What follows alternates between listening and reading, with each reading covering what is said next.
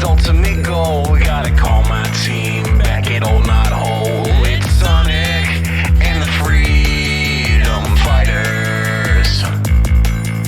Sally the princess, one of a kind. Bunny always there to get you out of a bind. Rhoda the genius looking through the archives. And Tails flying fast, got dreams sky high. Antoine's a jerk, it's Sonic and the Freedom Fighters.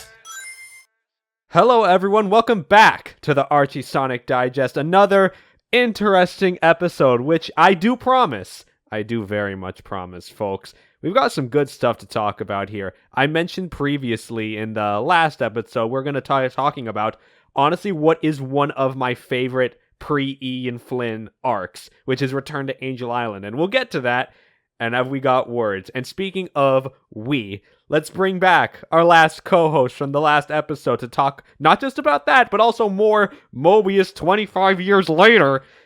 Aaron, how you doing, buddy? Guilty Gear Strive has consumed my life. Totsugeki, Anji Mito, 2021. Despite what you may hear on the streets, he is in fact not low tier. He's low tier. But that's okay. We spin, and we hit him with the Fujin moment. Play Guilty Gear Strive. Really good fighting game. Good for newcomers. Good for everyone. It's fun for the whole family. I just got a PS5, so hey, I need something good. Hey, did not need to buy one off a scalper. Don't do that, kids. Yo, next time you ever see a PS5 around, if you buy one for me, I'll literally suck your dick.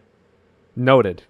Well, you got that live on podcast. Hell yeah, dude. Now that we've made content, yes, let's move on. Let's begin with Sonic the Hedgehog number 135. This first story brought to us by Romy Chacon and Ron Lim. And I have like a little bit of words to talk in this specific instance, but let's just begin. We enter on a hooded, shrouded figure is walking into a bar at the Forbidden Zone. This sounds like the setup to a bad joke, but nevertheless, a place filled with Mobians that did not to choose either in the Kingdom of Knot Hole or in the Eggman Empire. So there's living on the edge, and inside this figure seizes contact. We then shift to Eggman and Snively, the later seen roboticized, which is just like a continuity error. Don't think too much of that. It's not that important. Yeah. So, reporting that the last 100 models of this experiment failed. But good news, Model 101 succeeded, and Eggman just gives the go-ahead order. Back in the bar, the two hooded figures meet. One of them we see as Sonic, and the other who we were following was Tommy Turtle. And was he in the last episode? I think he was. I just don't remember. I don't remember. I think that the whole point of this trilogy is like, whoa, he's alive. I also want to bring something up. These first, 5 or 6 pages, man, it's got some really good art. The art has gotten so much better recently, and I appreciate that a lot, because now I can actually, enjoy looking at them.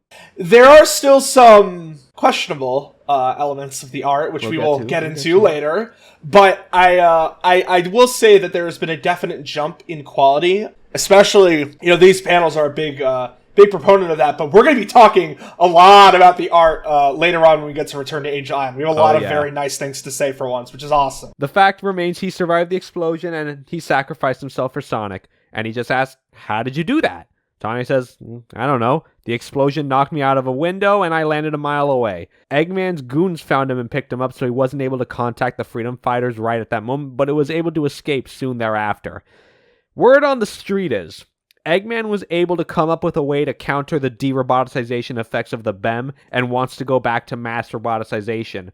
Quickly confirmed by Robians coming to Sonic and Tommy to arrest the both of them. Sonic fights them off one by one. Tommy is backed into a corner. 2 of these Robians attack Sonic from the front and back. He jumps over, they headbutt each other, and we come back to Tommy. It's fine, saying that he quickly hotwired and reprogrammed the Robians surrounding them to go to the nearest lake and drown. So Tommy's a fucking killer, dude. Tommy's just a fucking murderer, man. That man said, fuck you, die. I curse you with die. You with die. No, but If you're probably wondering, a listener, like, what the fuck is up with this Tommy? How is he able to just quickly reprogram on the fly and think like that? That's a very good question. That's a question we will never get an answer to, because this character is a Gary Stu. Like, that's all I have to say about this character. Like, this is not... I've been holding off to talk about this until we get to a certain moment, a certain story arc way later on. I'm talking like when Ian Flynn comes in. I don't know if this rings any bells for you, Aaron, but like, can you give me like a more vague, like, can you give me a more pointed description, because I'm trying to think of Gary Stu characters, like, think like the male version of Mary Sue. That's what I'm talking about. No, I know, but I'm saying, like, who in particular, because it's giving me trouble. Like Tommy, that's what I mean. Oh, like Tommy. Like, Tommy himself is a Gary Stu kind of character that has really, like, not really much of a personality. He's just an insert in the story to... I mean, a Mary Sue is supposed to be like a flawless character, and Tommy does have his flaws, obviously, but the idea is that this is kind of a pointless character. No, I know. I mean, I don't know. I don't even remember Tommy Turtle ever really being brought up that much, like, from here on out. Yeah, because, like, Tommy Turtle is basically the pet character of this Rami Chacon.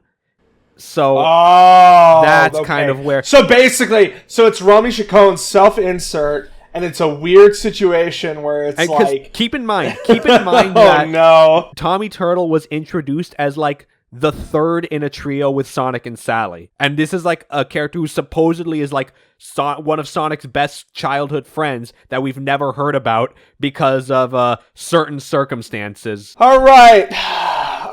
Archive of our own. Oh no, here we go. Let's go to the Sonic section real quick. Sonic the Hedgehog. Ah, there he is, Tommy Turtle. Romy Chacon. I see. So he wrote on that side, huh? Uh-huh. And, he got a job, and now he's inserting the character into the fiction. Wow, dude. Wow, dude. Sonic's mysterious best friend, who he only just found out about. Yeah, that's the kind of character that he's like, that he is, effectively. Yeah, so, I mean, listen. I have huge disdain for that shit. Like, I don't care if you're gonna put a pet character in your story, but, like, don't tailor the story around him. Make him just a natural part of your fucking world. Like, come on. Just make him like a background character. Like, that's good enough. Give him like a line of dialogue or two. Like, that's okay. When you make the character like a focal point of your story, not a good look, dude. No, it's fucking... It's so dumb. Like, this is like the cardinal sin of writing. Especially its licensed work. If I'm gonna compare it to something, it's kind of like the same shit that, like, Ken Penders has done in the past with Knuckles, where it's, like, clear that, like, Knuckles is the self-insert for Penders' like, writing ideals and, like, fantasies about writing, so he warps the world around the character, which, by the way, we're gonna actually have to have a whole conversation about, because this is a great arc that delves into that, and it plants the seeds for,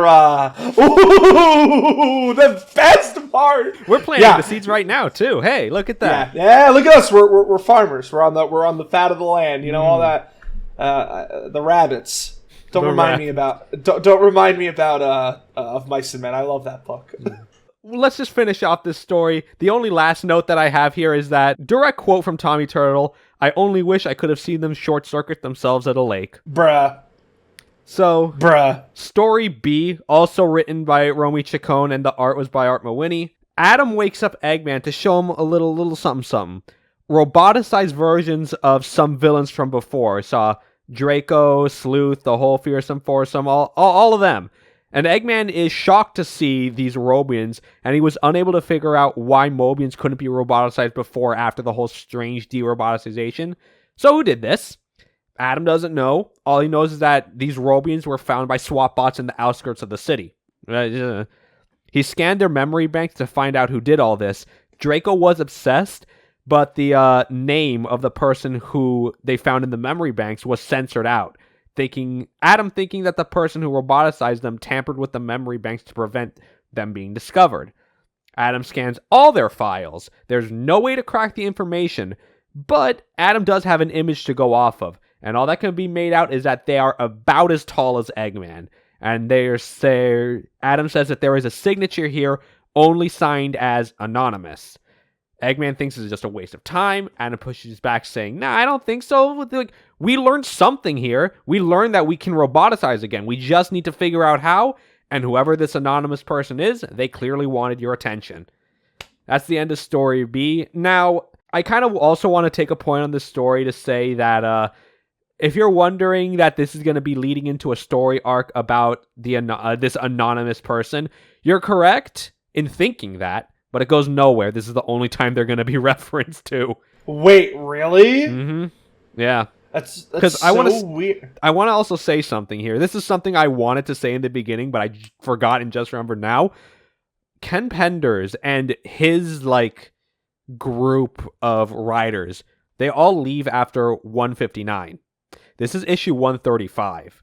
We're near the end now. We're near it. We are so close to the promised land where we watch as it all falls down. As the good shit really starts going. Mm-hmm. Because, man, I can't tell you how excited I am to finally feel the shackles lifted. It'll be like a curse will be lifted off my soul, dude. I didn't think I'd get this far. Neither did I. I actually didn't think I would be on regularly, but here we are. Yeah, I didn't think this would be a project with promise, yet here we are. Something I want to note, just off the top of my head. The more time passes, the more I've come to, despite how much I fucking hate Ken Penders, I like what they do with Robotnik in this comic. Oh, yes, 100%. I think that Ian Flynn does a very good characterization of Eggman, especially in the IDW comics, and even the post-reboot Eggman. But even here, I've come to just appreciate Robotnik/Eggman that's just not, cartoonishly evil, not only sinisterly evil, but also just brutal. Yeah. It's interesting because, for a couple games, the depiction of Eggman, at least from Adventure 2, less Heroes. Yeah, Heroes was more of a cartoony evil kind of vibe. But Shadow. Same thing. Even Unleashed. Eggman isn't necessarily somebody who's he's a big clown, but he's he's a force. He, especially in SA2. Mm-hmm. Listen, the motherfucker, it's been joked about. He blew up the fucking moon. He pissed on the fucking moon, dude. He pissed on the moon. He fucking, I can't. Oh my god. Wait, can we take a brief break? I gotta pee really quickly. We'll be right back with the Archie Sonic Digest. So, Story C, of course brought to us by Ken Penders, and art by Butler. We introduce with Gaslight Gatekeep Girl Boss character, Lane Daw. I can't get over the fact that she really is the Gaslight Gatekeep Girl Boss character. So, who said Ken Penders isn't good at representation, man? Yeah, Ken Penders, the master of depicting Karens. And of course, this is in the Mobius 25 years later universe. You have to mentally separate yourself. Gotta partition your thoughts. Lane Daw is trying to ask Rutan about being out with Salma earlier. Doesn't want to admit why. Stammering until our guy Dimitri cuts in saying, give the boy a break. This happens. He's being the cool grandpa, Old man Dimitri is just look, man, I'm a head orb now. I don't have time for this shit. I think I have transcended beyond your feudal needs. I am literally just a head. Boys are different. Yep. Men going their own way. Wait, yeah, that is the line too. This is different because he's a boy. It leads Dimitri and Lane Daw to a back and forth about oh wow, double standards, huh? Also, you never let me have control of the Dark Legion. What the fuck? Okay, but to be fair, Lane Daw is literally an insane person. And she's also a bitch. Nobody likes Lane Daw. Nobody likes Lane Daw. Tell me one person you know that actually likes this character. Besides people that are inappropriately horny for Sonic characters? No one. No one. And even if you're horny for her, you don't fucking like her because she's an awful character. She's boring. She's not boring. She's just a horrible person. I mean, the problem with Linda is that she's just evil, angry sister character, right? Yeah, like her whole character, and this is also something that's going to be touched upon in Return to Angel Island. Yeah, literally her entire gripe is just the fact Julie Sue exists. Like that's it. It's so one note and uninteresting. I kind of do appreciate that, like, Mobius 25 is attempting to portray, like, a Linda that is kind of, like, over the whole, like, yeah, I'm a piece of shit, but maybe I should just stop being a piece of shit, right? Yeah. But now she's a piece of shit to her son, and old man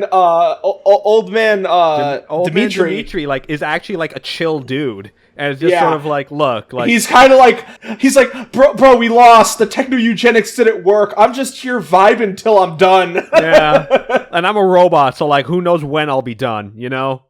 Yeah, pretty much. Yeah, that's the gist on Lane Daw's character. But I still find the fact that she's still hung up over not being given control of the Dark Legion even all these years later, I think that's still hilarious. Just can't let it go. Can we get, like, the virgin Linda versus the Chad Julie Sue meme image? You know, just she seethes over literally everything while Julie Sue is just like, hello, I am here. I am with Knuckles. I am enjoying myself. I am living life. I am living life, not you. Alright, but basically, Linda mauls out. Dimitri basically says that he and Robotnik had an encounter. Robotnik, at this point, when they talked, he was super desperate, right? Because in this timeline, the world is saved, right? So Robotnik is gone. Eggman's dead. He's long since dead, and we're gonna touch on that later. So don't you worry, kids. Yes, we will. So the whole discussion is basically that, you know, Eggman comes to Dimitri and is like, "Why the fuck did you have a change of heart? This isn't the time to change ideology." Dimitri basically says, I don't know, bro. I don't care anymore. It's like, yeah. So again, like, we lost. We lost the war. It's over and done with. I've made peace with it. And then, you know, in response, like a reasonable person, Eggman rips him out of the cybernetics, keeping him alive, and, well, Linda saves him. And that's how Head Orb happened. Yeah, that's how Head Orb happened. Yeah. Despite all that back and forth, Lane Daw still goes back to the original point. Ruin, what were you doing out with Salma? And he fesses up the situation, tells her the deal, and pissed that they were at the park, but they, quote, didn't do anything because others were there, like Laura Sue's dad. Immediately, Lane Daw's just like, what? Huh? And Rutan tells her that he heard something about a deal with someone who did not look like they were from there, racism, but just didn't get any information out of it. And with that, that's enough to satiate Lane Daw, believes his story, and says, all right, you go to your room. I have a call to make. And she calls Julie Sue, asking for a few free minutes. That's the end of 135. You know, I will say, the kind of touching on the whole point, Linda just being like, hey, I want to talk. Just instead of, like, mauling out at Julie Sue for once. It was impressive. You know, it's a little bit of character development. You know, you would think that she would try and use this against Julie Sue, right? Yeah, but like we're having like the rare mature moment. I mean, I guess that's what happens when you like birth a child. Maybe you just fucking neutralize. Yeah, pretty much. Get a little bit of perspective here. So let's move on to 136. Chacon wrote, so you know what to expect, and Moini did the art. Tails and Tommy are having breakfast with Sonic's mom and dad, wondering where Sonic is. Jules says that Sonic's out on a mission for the king. It's an all-nighter, and Tails stayed behind because he had finals at school. Quote, I'd rather handle 3 Robotniks than tackle this test.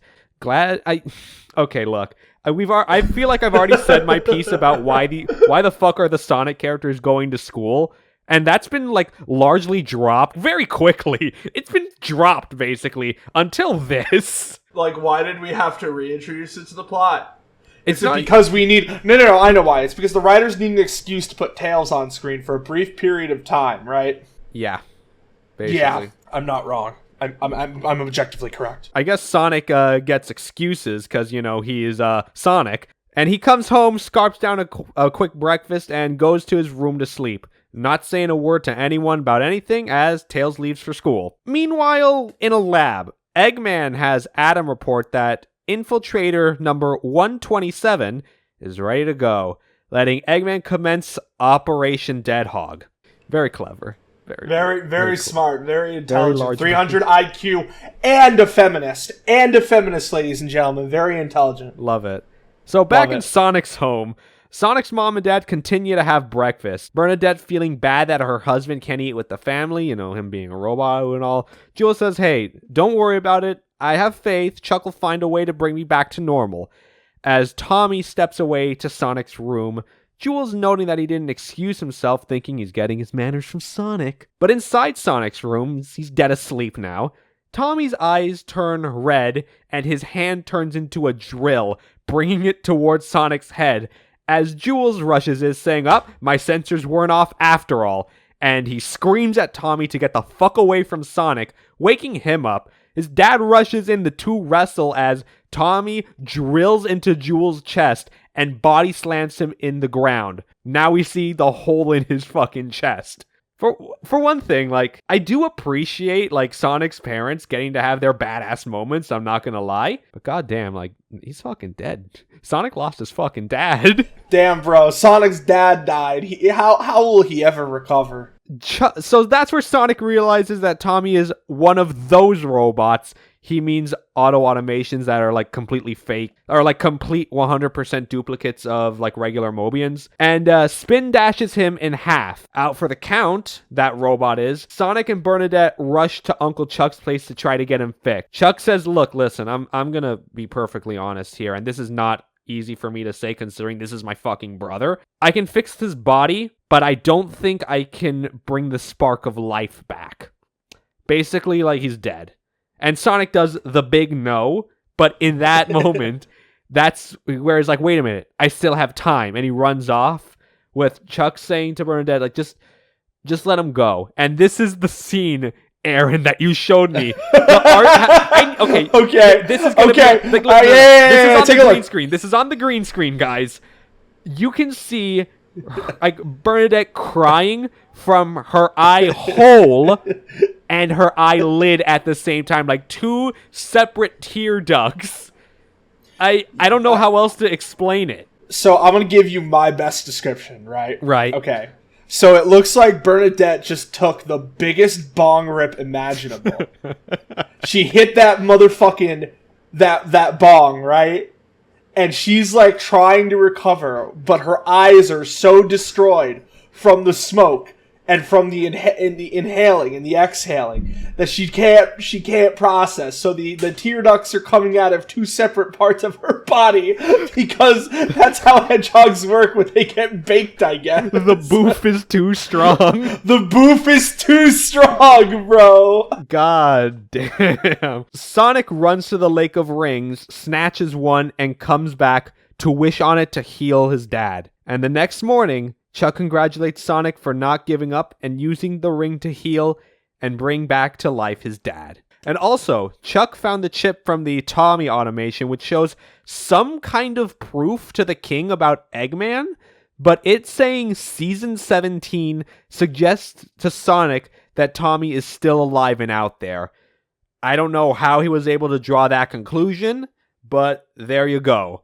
And whatever information that Chuck found about I don't know, that's not explained either. We just kind of got those two sets of facts without any conclusion. I think something that's really interesting is that they actually don't show that they don't show Sonic's dad healed. They just say he's healed. Shit, I didn't notice that.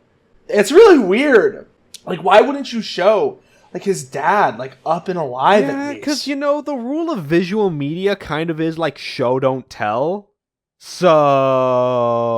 Man, I'm sure glad everything got resolved and Sonic's dad didn't die. Just show, a panel of him, walking with his wife or something, right? How I would have done it is just, let a week pass. Sonic, Chuck, and Bernadette are, in the meadow, having a picnic. talking a little bit back and forth, and they have like they're like saying like vague, like the typical vague stuff of like, oh man, I wish Jules were here to see this. And then camera turns around, Jules walking it up is like, oh, I'm here, I just got a little sidetracked, sorry honey. Yeah, exactly. Like that's cliche, but like that's better than just saying he's okay. Yeah, pretty much. Anyways, let's go back to Mobius this 25 fucking, years later. Yes. It's just I don't know. I mean, all these, like, bro, it's like the Pender's exposition dumps are just these. All the Pender's exposition dumps moved to this comic. All of them. Mm-hmm. It's like what you said like way long ago. The Knuckles comic should have lasted till issue 50. This is just sort of like a headache. Yes. Keep it like in the corner. Keep the Ken Pender stuff in the corner. Keep it right there, right here. You know, you don't need to see this.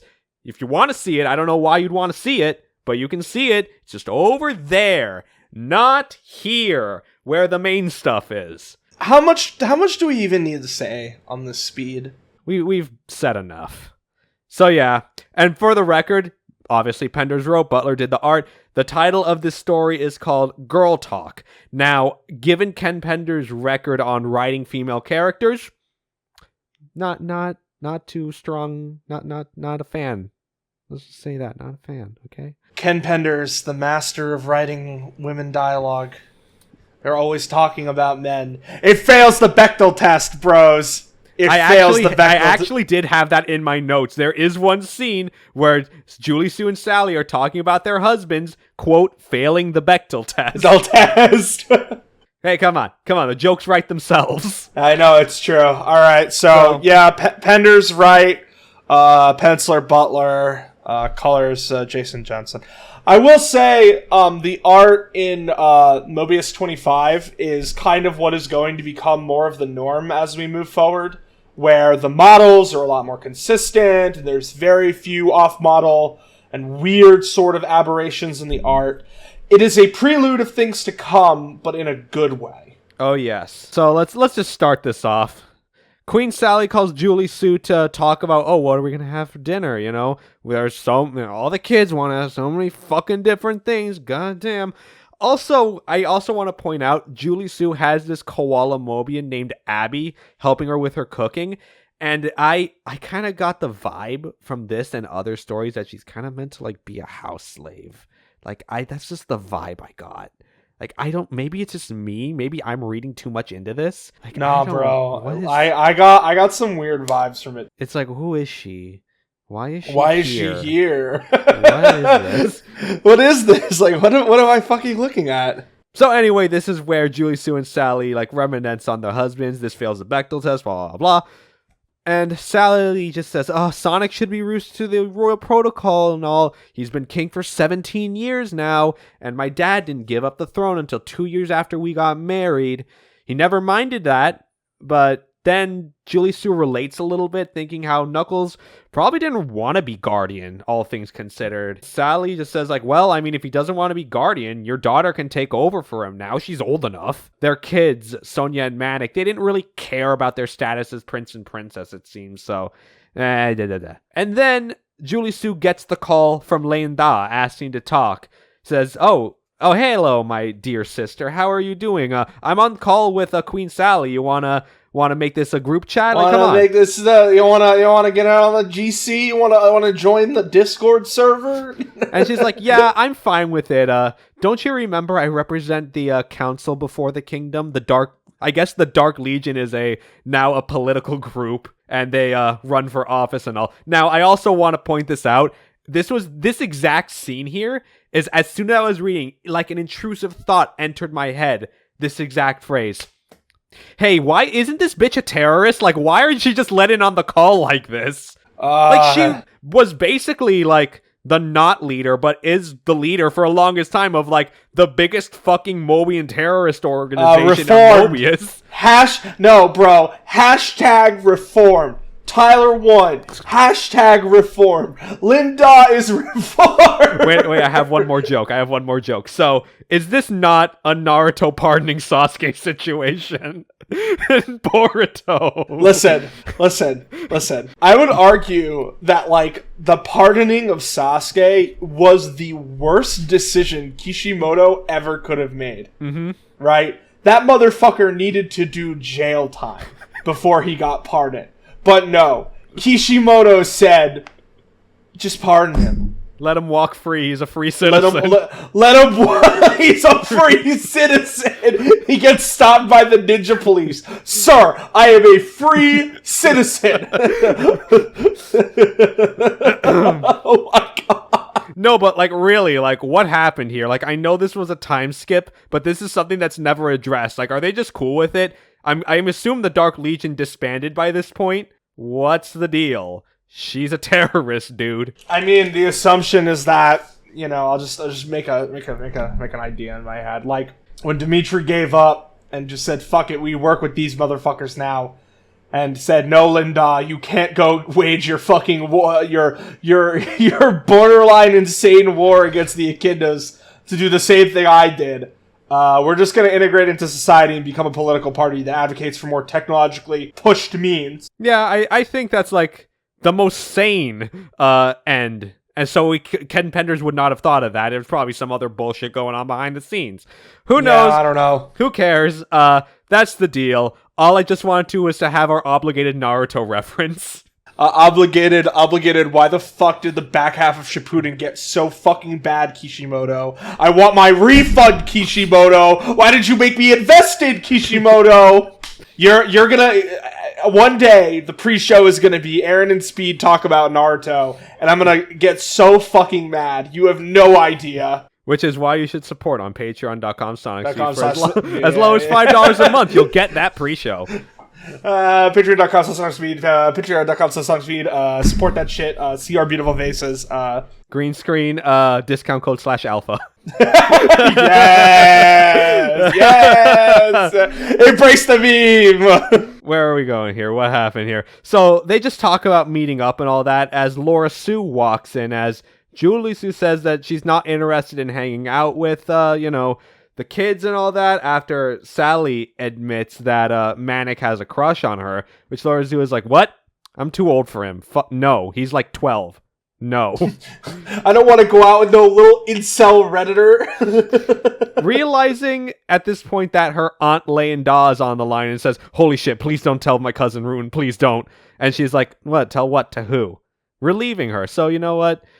Lane Daw being the cool aunt, I can see that much at least. Because I mean, if your aunt's a terrorist... Yeah, bro. Yeah, Lane Daw was a sick aunt. She was a terrorist like 15, 20 years ago. I'm not gonna let that go. No, I don't think any of us ever will. Like, I want answers, Ken Penders. No, he'll never give them to you. No, he won't. Laura Sue just says that school let out early because of a freak electrical storm that blew out the power at the school, and they'll talk about experiencing weird weather patterns. Sally saying that Rotor just thinks nothing of it and just always shrugs it off. But the weather won't affect the trip to Angel Island anyway, and invite Lane Daw and Rutan to come to dinner this weekend. And the call ends with asking if they're okay with escargot souffle with clam pie for dessert, agreeing to the adults, but to Laura Sue's disgust. That's the end of that story. There's a final quick story written by Romy Chacon, art by Ron Lim, and this is actually, believe it or not, this is going to be shocking, listeners, so like get your pacemakers ready. But this is a Knuckles story not done by Ken Penders. I feel like the fabric of the universe is like rupturing around me. Something is wrong. So what's funny is that like this story has all the hallmarks of the Penders experience. You've got the weird jank Knuckles art where he looks like just like a man in a suit, right? Right. You've got the weird dialogue, but like it's not written by Ken Penders. Yeah. It's really funny. Yeah. So the gist of it is, and I literally only have one line, that's how short this is. Knuckles was stationed by the king to be near Angel Island's flight path, permission or not, I'm going to liberate it from Eggman, and flies to a cliff to climb up it, and begins to think that the king might be having a point on the whole being patient thing, and just lets the island fly past him. Not him knowing that SWAT bots were stationed, ready for Knuckles to ambush him. Adam saying to Eggman, don't worry about it, there is a 99.9% probability of encountering Knuckles again. That's the end of 136. Alright, 137. Last of this Tommy trilogy that no one really cared for it. Yeah, because no one cared for it even then. Like, a lot of people did not like this character, literally for the reason I explained. He's basically just a self-insert with no real history to us, the reader, but apparently he's just so fucking important to Sonic. Like, it's just the disconnect. That's the problem. All right, but I have to start talking about something, right? Can we take a look at who did the art for this issue? So it's So Chacon wrote and Butler did the art. Stephen Butler is his full name. Okay. Why does Stephen Butler have such a hard-on for making the Sonic females look like the most overly sexualized, horny fucking things I've ever seen in my entire life? Every picture or every page with Sally or Bunny is just out of control. I feel like what it is that he's like the standard comic book artist, so he's used to drawing certain proportions and he can't break out of that habit. That's like the kindest interpretation I could give him. If not, on the other end, where is his fur affinity? That's a really good question. Honestly, I don't know. Like, the figure, the childbearing hips, like, it's horrible. Like, it's horrible. Like, this is not. It's really bad. This is like, not what I and we are only bringing it up now because Return to Angel Island is going to be a whole thing in and of itself that we have to discuss. I am telling you, the way that it looks, it is so hard to be like, this is ridiculous. Anyways. Let's talk about this comic quickly. For the Freedom Fighters are flying in the special. They're going to New Megapolis to find where Tommy is. Sally tagging along despite not telling her dad because she needs to be there for the mission to be a success, and he's her childhood friend too, like she's related or whatever. So they fly to New Mobotropolis, a towering city that puts Robotropolis to shame. Land on top of a rooftop. Nicole lays out the whole schematics of the city and splits the group into teams. Sonic and Sally will take the lead, Bunny and Rotor stay behind, and Tails and Antoine stay on the ship in case of a quick getaway. Antoine suggests for him to go along with Sonic and Sally, suggesting the need to protect the princess as a royal guardsman. Sonic is kind of taken aback of Antoine volunteering for the front line, and Tails complains of being left alone. The team infiltrates the factory, seeing Robians and SWAT bots by the dozens. Seeing that the Robians are actually produced to become infiltrators. Again, auto-automations. Sonic and Sally argue over the need to shut the assembly line down. Sally insisting, we stick to fighting Tommy. This is not an authorized mission from the king. We just don't want to take that much of a fall in case like something really bad happens. But they get found out. Leaving Sonic to fight, Sally and Rotor have to do their plan B, which is electrocuting the fucking floor, taking out the SWAT bot. Sally swoops in to rescue Sonic and run on their way. Rotor believes to find Tommy, leaving him, Antoine, and Bunny to follow after them. And they encounter more SWAT bots, even finding Sonic and Sally, but they realize their automations and attack. And Sonic and Sally find Tommy chained up and break the SWAT bots and free Tommy as Antoine fucking rules of nature slices the Sonic automation in half. It's actually pretty cool, I'm not gonna lie. Leading Bunny, jet kicking the Sally automation away, and that's all done there. Tommy hugs it out with Sally and Sonic as they get a call from Rotor. They're on the rooftop meeting a lot of resistance. The bombs are set to go off. Let's fucking go. The three of them get to the roof. The army of SWAT bots meet them there, surrounded, as Tails swoops in with the Freedom Fighter Special, smoke screening them, letting them sneak aboard and fly away as the building explodes. They're all happy to get their boy Tommy back. The only thing to worry about is how are we going to explain this to my dad, folks? Okay, so I have to, this thought has been, like, swirling around in my mind. Did Anton become, like, just a huge incel? like just in general. What do you mean by that? So like, Anton is just like a huge edgelord now, and like every time I see him, I'm like, he posts probably the most disgusting, derogatory comments about women online. It's good that you have your focus on Antoine because we'll talk about him in a little bit. Yeah, well, because I still don't like fully understand. Like even reading the comment, I don't fully understand like why did he become a huge fucking incel? Well, there's an answer to that question. We actually do get an answer to that question. We'll get there when we get there. That's all I can say about it. We'll get there when we get there. on a scale from 1 to 10, how much is it gonna hurt me? I don't think how funny is it? That's a better question. It's not that funny. It's just sort of like, oh, of course it is. Why didn't we think of that? Okay, sure. All right, let's go. Story B. We're back in Mobius 25 years later, folks. Penders wrote, Butler did the art. Sonic and Sally are on their way to Angel Island. Sonic still complaining that he doesn't want to go. He still kind of holds a grudge against Knuckles for whatever reason, as Knuckles is still asleep and is trying to be awoken by Julie Sue. So Knuckles wakes up as the Acorn family is on the way to Angel Islands, and I guess like Sonic took his wife's last name. That's very feminist. Good job, Ken Penders. Sonic male wife. Oh no. Stop. I can't. All right. So yeah, very progressive. So they're getting ready for them as Sonic admits to Sally on the ride there, hey look, I'm going to be real with you, Sal. I don't think I'm meant to be king. Sally, you were born and raised to rule. I just kind of stumbled into it, which is a very good thing to admit to 17 years into the role. Knuckles tells Julie Sue about the weird weather patterns as of recent. He says that Rotor and Kobar think that there's something more to it, but they're not telling the whole truth. Sonic says to Sonic and Sally talk that right about now, the kingdom needs you, Sonic, the most, and we right now need to get the whole answer from Knuckles, leading to Knuckles admitting to Julie Sue that he does not know what's really going on. And hours later, the Acorn family arrives to the Echidna household, having Allie and Julie Sue meet them at the door. That's the end of that story. And also, I just want to like describe to you guys like the formatting of this comic.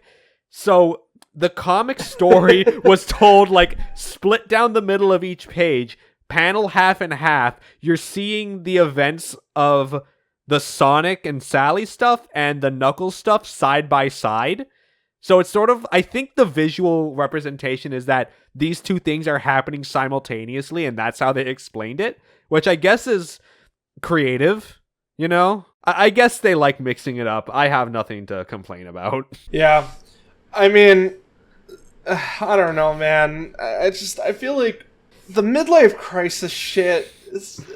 Do we need to see Sonic having a midlife crisis, folks? I don't need to see this. Anyways, let's talk about Antoine. Let's talk about again. Antoine, who Antoine is having by Romy Chacon, art by Al Bigley. I don't know if that's a real person. But anyway, Antoine is practicing his sword fighting in preparation for being a security detail for the king and queen for their world tour. And in his house, he finds a letter from Bunny asking to talk about what happened with a certain someone named Tatiana sometime before his saying, in memory flashback, his ooh la la is returning.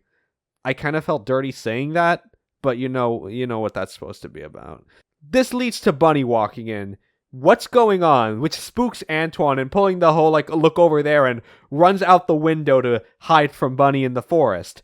Bunny catches up to him and makes him explain, talks about the person in the letter. Okay, this girl Tatiana, she was the first person I loved, and flashes back to him meeting her and telling her about his brave exploits as a freedom fighter. That's where Sonic comes in and basically tells another version of that story, which makes him sound like a coward. Sonic runs off, but stands his ground and asks to meet Tatiana at the pond. Meets her there, flowers in hand, but sees her walking hand in hand with Sonic. Even going to her in like the cuck move. Like honestly, I actually unironically mean that this time. Do you even like love me? And she just said like, no. Fuck off. This leaves Antoine's heart obviously shattered. Bunny says, but this doesn't answer you the whole running off thing. Like, what was that about? And Antoine said, listen, I got a letter from Tatiana. She was coming back to visit Knothole. Right there, that's where she comes in. She finds the two of them, asking Antoine, hey, want to go to the pond and reminisce on old times? And he turns her down, walking with Bunny instead. And they go to said pond, where Antoine admits to Bunny, listen, after all that happened, I was afraid to fall in love again. Like, that hurt me. Real talk. But after I met you and becoming, connected with you, I came to terms with that just being a part of life. And ultimately, I'm happy to be with you. Which then, we scene shift to see that all of that story was basically just a flashback. We see Antoine reading that letter and looks over his shoulder, Bunny walking past his window, and he tears up the letter and goes back to practicing his departure speech. That's the end of 137.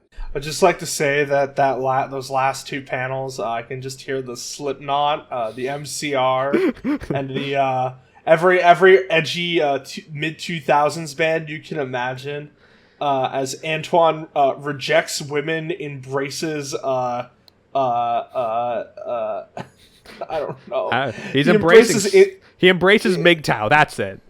Yeah, he's embracing the MGTOW meme. Anyways, yeah, all right. So we've talked about the shit that doesn't matter. None of that mattered. It doesn't matter. You know what does fucking matter? Sonic the Hedgehog number 138. Written by Carl Bowlers, art by our guy John Gray, Papa Bless, and this is time, folks. We're getting to, like I said in the beginning, this is my favorite fucking arc pre-Ian Flynn, Return to Angel Island. The reason well, you know what? I'm going to hold on that. We'll talk about that when we get to that. So, I'm going to start this off by discussing John Gray. John Gray's style is very weird. And I think that the more time I have let it sit with me, the more that it has grown, I think. It's fermented within you. Yeah. It's a very weird style. But I don't necessarily think it's bad, right? Ken Pender's style is bad. The shit that we saw for a long time was bad. Lest we forget that one story where the background was literally just like photographic pictures. Like, who the hell would fucking think of that? The thing about John Gray's art style is that it values the expression over everything. Mm-hmm. This can lead to a lot of moments where it looks very jank, but when it's done right, and believe me, there are many, many, many moments in Return to Angel Island where John Gray's style is given a full, perfect uplift that complements the mood and tone of a scene with some of the most incredible shading you will see. And that is why Return to Angel Island, in addition to a lot of the positives it does with its plot and its story, is so memorable. It's an arc that is dedicated around John Gray's art style, so it's naturally very different, but in a good way. And not in a bad way. Yes, of course. And not only that, I kind of see that, like, John Gray basically has been doing, like, he basically does the artistic equivalent of ad-libbing. There's some certain things going on in the background where if you really pay close attention, there are some, like, genuinely funny moments. Like, there's one scene where they're on the ship going to Angel Island, and at one point, like, in the corner, Mighty is, like, asleep during the plane ride, and I guess he's having nightmares. He gets physical. He's, like, getting physical with his body while he's having a nightmare, and is, like, choking out Espio in the background. Like, it's pretty funny, honestly. So, let's begin, shall we? Yes. Alright, let me start. So King Acorn kind of mauling the fuck out over the fact that Princess Sally basically disobeyed orders, went on a secret mission. Sonic just being like, would you believe it was my idea? No! No, fuck you! And again, this is what we're talking about the expressions. King Max is just like comically mouth fucking huge screaming at Sonic. Like, this is, like, it's very cartoony. It's hilarious, and I like it. It's pretty funny, yeah. And, you know, I do like how, like, Sonic is trying to play it up like, haha, it's just me, ha, yeah. It's like, no, stop. Anyways, he then bitches out Sally, and, you know, she's like, I'm sorry, Your Highness. So the two of them walk out of the throne room. Sonic tries to basically spark a conversation. Sally's saying, I don't need you to fight my battles. Sonic's saying, I only do it because I care. And then Sally freaks the fuck out because I don't like... Here we go. Here we fucking go. Here it comes. I'm gonna say it. So I still think that the whole argument between Sonic and Sally was one of the worst parts of this entire comic. And the fact that they have to stick to it for a significant amount of time, it's a yoke. And it's also very interesting that, like, the previous writer, like, I guess they didn't get the memo. They didn't get the stage notes beforehand. Sonic and Sally in the previous stories have had, like, an amicable relationship, like nothing happened. And now that we're back to Carl Bowlers, who wrote that last issue, like, he's the one that knows. So is carrying on that dynamic still. Oh, fucking well. Oh, fucking wow. Later, the royal family are set to depart on their world tour. Chuck accompanying them as science advisor. Antoine leads the royal guard. So later, the Freedom Fighters and the Chaotix are at Chuck's diner, being manned by Jules while he's away. And again, this is where, again, like I mentioned before, the background is where the comedy is. Like, you see the menu of the restaurant in the corner. You see have, like, today's mistake, only $1. Like, yeah. And, you know, there's tons of really intensely cartoony expressions going on here. Some of it is a little, like I said, one of the things about John Gray's style is that it can be very in your face, and sometimes it definitely feels a little too, like, anime-esque, right? Like a little too anime cutesy. A little bit. At least for me. It's something that grows on you when you look at it more and more. Right. The Freedom Fighters with the Chaotix, they're talking about the whole Sally situation. Julie Sue, from her perspective, saying, look, I genuinely don't have an issue with Knuckles going to fight since, you know, you came back from the afterlife and all, you can't really do much. and leaving Knuckles literally came back to life. You came back to life. It happens to everyone. And also, he's been depowered to the point where he can't fight. So, like, I'm not too worried about him. He knows his battles, which causes Knuckles to maul the fuck out, but that stops when they hear the door swing open. They see Charmy Bee and Saffron, both beaten and bruised, asking for help as they collapse over each other. So, after they get medical help, the two talk to Sally and tell what happened, and Charmy says plainly, in the most dramatic shading I've seen in this comic thus far, Charmy says plainly, we lost everything. Now, I want you to look at the image on screen. Speed, pull it up. Yeah, if it's already right up. here. It's right here. Okay, good. Sonic Speed. I really got to emphasize how expertly drawn this is. The eye shading indicates so much intensity from Charmy. It feels earned. We're trying to learn about a dramatic situation. And the way that John Gray does this shading, dude, I can't even... We're gonna pull up another one when it comes up because Jesus Christ, it's so good. But this is just the start of many shots that look like that and are absolutely breathtaking. They're insane. They're so good. But yeah, basically, Robotnik claiming shit. He basically sent his egg pawns to attack the Golden Hive colony. They couldn't find survivors, no matter how hard they tried. Families, neighbors, gone. Charmy and Saffron are the only survivors, yes, as far as they know. Which then, a guard alerts Sally that there's a broken transmission coming in from the technology, and learn that Locke has been taken prisoner on Angel Island. This enrages Knuckles, demanding that he and the Chaotix go to Angel Island. And Sally, as, you know, the temporary regent, she allows this, but emphasizes, Knuckles, this is only a mission to rescue your father. You are not going to try to liberate Angel Island. We don't have the resources for this. You are just going to rescue your father. Knuckles agrees to this. And Sonic, asked to come along. And Sally angrily just says, I expect a full report from you when you come back. Leading Knuckles to drag Sonic along, telling him, we gotta get fucking moving, buddy. Sonic and Bunny fly the Freedom Fighter Special to Angel Island later that night. The Chaotix in tow, saying some of them had to be left behind in Knothole for extra muscle. And this is where what I said before, the background joke of Mighty having a nightmare and he's strangling SVO in his sleep. It's very good. It's very good. It's pretty based. It's pretty based.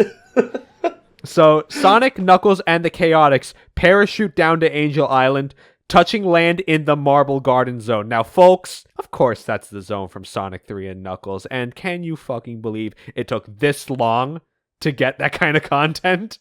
Yeah, there's a couple of pretty nice little references, callbacks here or there throughout Return to Angel Island, which is fun, but I also think that the context they're used in is also very good. They really do try to make sure that those things are well kept and well taken care of. And not only that, we see a little later on that Knuckles has some gear, which is modeled after the upgrades you get from SA2, like the air necklace, the shovel claws, it's all there. I appreciate that. Like, I really do appreciate that. Imagine a video game comic referencing the video games it's the source material of. What a fucking novel concept. Wow. Wow, dude.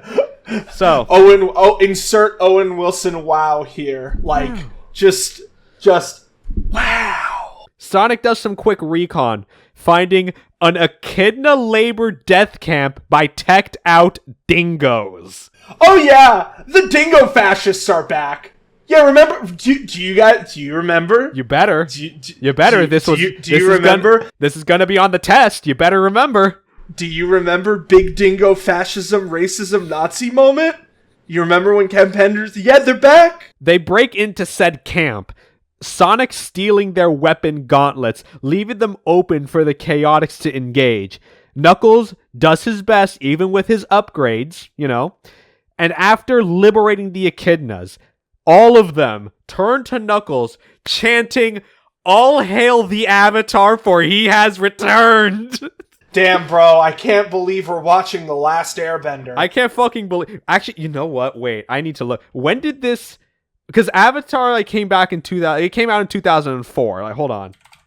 Avatar, yeah, I think Avatar The Last Airbender was 2004, and it ran until 2007, 2008. Okay, first episode, February 21st, 2005. When did this issue come out? I'm getting... what was... This was, 138... I think we might be... Okay, when did it come out? Give me my answers. July 2004. I can't fucking believe it, guys. I can't believe Nickelodeon ripped off Archie Sonic. This is un-fucking believable, dude. We have truly entered this timeline. So, I know that, we kind of discussed it, but so one of the big consequences of Knuckles literally coming back to fucking life is that he doesn't have power anymore. Mm-hmm. He's weak. He's literally weak as a bitch. He's a little baby boy. One of the Echidnas, we see Remington. He's chanting along. Knuckles recognizes and pulls him aside. What the fuck are you talking about? What Avatar shit? And he's saying, oh, we only call you that because it's true. Remington mentions that when Knuckles came back from the dead to fight the Zorda, he thought that it was a fake Knuckles, but he led some Echidna police to his resting place at Sky Sanctuary and found it to be true. Knuckles' body was not there. But then the dingoes sold them out to the Eggman Empire, Echidna's being rounded up and imprisoned, in his case for months until he was transferred to this work camp. Remington... I'm just going to graze along that. That speaks for itself. Remington says there was an ancient Walker prophecy that said a champion will bypass the afterlife and return to hence deliver the world from its suffering. So Knuckles kind of fits that description. I mean, he did come back from the dead and all that. So let's materialize the Ken Penders godhood narrative as a trait, and how Knuckles is intended to be the almighty supreme Echidna god. Through one way or another, kind of both ways. Kind of both ways. Let's call the story that's happening right now an axe. This is the first chop in the tray. The first of many which is going to lead to the tree falling. Because this is sort of the seed that begins to really bring about what becomes one of the best moments in Archie Sonic. When we get to it. And not only that, let's also consider that this whole story's existence kind of ends up undermining a lot of, not just of what Ken Penders is doing in the comics currently, but also kind of like his writing style in general. I'm going to save this for probably a little bit later, but all I'm going to say right now is that I want you to really pay attention to like how we're describing Knuckles' attitude, how he feels about himself, how this godhood prophecy is being pushed upon him in a way, and the narrative that is being formed for Knuckles. And think about how maybe it relates to how Ken Penders has depicted the entire Knuckles storyline so far. Mm-hmm. So Eggman is talking to the Dingo Overseer General Cage, who is the previous general's son. Just that's the relationship. Asking, has the prisoner crack yet, Cage? And we see Locke. He says he has not given up the location of the Master Emerald in the Lava Reef zone. Yay! Lava Reef! Woo! I'm so... Like, this is the kind of stuff that makes me really happy. More importantly, it's not like it's like a poor depiction of Lava Reef. It's actually Lava Reef. They do a good job of trying to show off, like, sort of the general aesthetic that the game had, you know? Yeah. And the music is great, too. Love that. Oh, my God. The T-Lopes remix of Act 2. Oh! God, I love you so much, T. It's all fair for a Sonic the Hedgehog podcast. So, in the Lava Reef Zone, this is the location where the distress signal came from. Wondering why, of all places, here to set up shop. As smoke covers the area, out come the Dark Legion surrounding the team. And that's where we'll end that story off on. Unfortunately. Well, too bad if you were having fun, because now we're going back to Mobius 25. Yeah, what he said. Penders wrote, Butler did the art. So we see the Acorns and the Echidnas are having fun at the poolside. They're playing pool volleyball. Sally mentions to Julie Sue, like, no, Knuckles, Sonic's been really hating to travel recently. Even more so that he doesn't really talk to anyone beyond those he has to deal with. He even says he hasn't talked to Tails in 3 years. Alright, I'm talking about it. This is a mortal sin. It is. Yeah, it's a like, sin. If you're wondering, if it's been in your mind, oh man, what's going to be the line for Ken Penders? Like, what's the absolute line? We got it. Yeah, we have it. Right here. Like, you're really going to fucking break up the immortal friendship that is Sonic and Tails? Disgraceful. Funny that we talk about that. That's for another time, friends. The circumstances being, after he and his wife, Mina, left with their kids and moved to Down Under, he didn't even come to say goodbye. And by the way, all that's shoved under the rug. That's just a fun fact for us. So after Sonic dunks his son Manic into the water to catch the ball, Knuckles comes out and later on they all have their dinner. Knuckles mentions about the two families basically only tolerating each other, which Sonic agrees with, and they back and forth bicker with each other on their respective duties. Knuckles mentioning to his concerns starting to become, more global, with Sonic snapping back says, oh yeah? Where were you during the Overlander uprising? Dealing with the drone problem, Knuckles adds. Sonic saying, well, the drone contributed to that fucking mess. So you're trying. I mean, if you haven't noticed by now, all they're doing is just talking about problems that we could have very well have seen in a visual format that is the comic book. Man, it's almost like this entire story is pointless, and all it does is it's just another form of exposition dumping. Look at all this cool stuff, but guess what? You can't see it. It's cool, but you can't see it. Not allowed. Drama. Interesting writing. Fuck you, I'm Ken Penders. After that, Knuckles finally gets to talking about the issue at hand, the weather patterns and all. Knuckles says them going out for a swim will probably be the last time they might see the sun for a full while. There are forces manipulating the planet's existence, and if we can deal with it, no harm, no foul. But if not, it's game over. The only remaining option here, devise a plan to get everyone off the planet before it blows up. Oh, I love this writing. This is fun. I'm having fun. The Doomsday, again, for like how many times? Sonic condemned the planet. Hooray. Now let's talk about something cool again. Let's talk about fun. Let's have fun. 139. Sonic 139. Bowlers in Gray. Road again. Yeah. Writing. Yes. Fun. So, off the last story. The crew at the Lava Reef Zone. Big group page spread of Sonic screening. Oh! Literally does the fucking John Mulaney. Everybody scatter! As the Dark Legion engages them. I can't overstate this enough.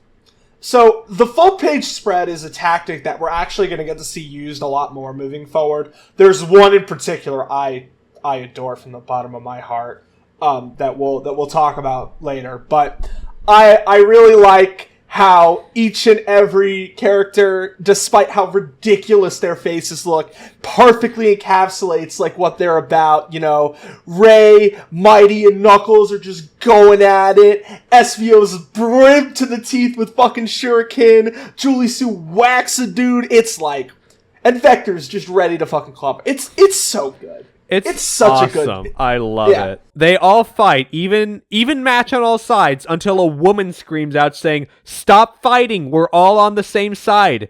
Knuckles recognizes the voice, his mother Laura Lee, along with his stepfather Win, who continuously refers to him as the Avatar. Laura Lee tells the guys that the Legion are the active resistance against the Eggman Empire. As they take them to their home base, Windmaker, he won't stop calling Knuckles the Avatar, to his dismay. So they take a warp ring to the hidden palace zone where the Echidna refugees are hiding out, welcoming Knuckles as the Avatar. Sonic noting, "Hey, I didn't get this kind of treatment when I came back from the dead." This is a very weird comic where we have two characters that can relate to coming back from the dead. Nevertheless. Yes? Nevertheless, from there, a figure from the shadow emerges, saying these echidnas that you all see here were all those that were liberated from the oppression of the Dingoes and Eggman. And this person asked them to follow him after giving his name Dr. Finitivis. This character is, I think, the best echidna villain. Definitely top villains in this comic. So, Finitivis is somebody who is given a tremendous amount of development and unique sort of characterization. I feel like the biggest problem with Dimitri and a lot of the other Echidna villains is that they're all really self-righteous in a really obnoxious and unfun way. Yeah. Dimitri is just, technology! Woo, Laura. Woo. And then Lane Daw is just like, "I fucking hate my sister's existence." Right. Like, they're all, at best, one note. Yeah, they are. But Finitivis, he's a lot more than that. And I think that that's why he's so compelling. Because he's a mad scientist type character. You can kind of get it from his introductory panel, which, by the way, oh my god, John Gray, what he does with the shadows and the way that Finitivis looks when he's like fully encloaked, kind of like vampire characters that have like the cloak full body. The cloak goes to the ground. Basically, their whole body, you can't see their form or their figure. All you really see is just like Finitivis's head. Like, that's it. That's his character design. And it perfectly encapsulates that level of, like, malice and mystery. Like, yes, you see this character and you're like, what's your fucking deal? You've been introduced. So let's take notes, okay? Let's take some notes. We've been introduced to the fact that the Dark Legion are the resistance to Dr. Eggman. Great. So in our mind, they're the allies right now. Introduced as villains, right now we have to work with them. Then we're brought into the camps. We see all of the echidnas that are safed in Good Harbor. And then comes in Finitivis, someone who is dark, foreboding, and mysterious. With just a single look, you're supposed to say, "I don't trust you, but right now we have to." Which makes for an interesting and compelling situation. Knuckles is having everything turned against him. Not only is he weak and powerless, but he's being hailed as a fucking god. Wow, we have a character whose very existence is off-putting, strange, abnormal. And now we hear that the Dark Legion is helping? What's going on here? There's a driving force. There's a mystery. We're invested. We care. We want to know what happens. This is writing, people. We're not just sitting on our asses and listening to exposition. We're seeing it. We're seeing it. And you know what, folks? Turn back this episode like another 10-15 minutes. Go back to that last Mobius 25 years later story. Re-listen to that bit. And come back here. Draw your own conclusions. Why don't you? Yes. So, Hidden Pal Zone. Obviously not as blue and as representative of the games, but maybe it's the way that John Gray wanted to light it, considering the dark situation. Mm-hmm. They head up towards the stronghold. They enter. Finitivis, my lady, they have arrived. And of course... Who else would it fucking be? The Commissar, Leenda. So, I also have in my notes here, continuity error, because in Mobius 25 years later, in like literally 2 stories ago, we had Leenda complaining to Dimitri, I never got to be in control of the Dark Legion. And here she is in control of the Dark Legion.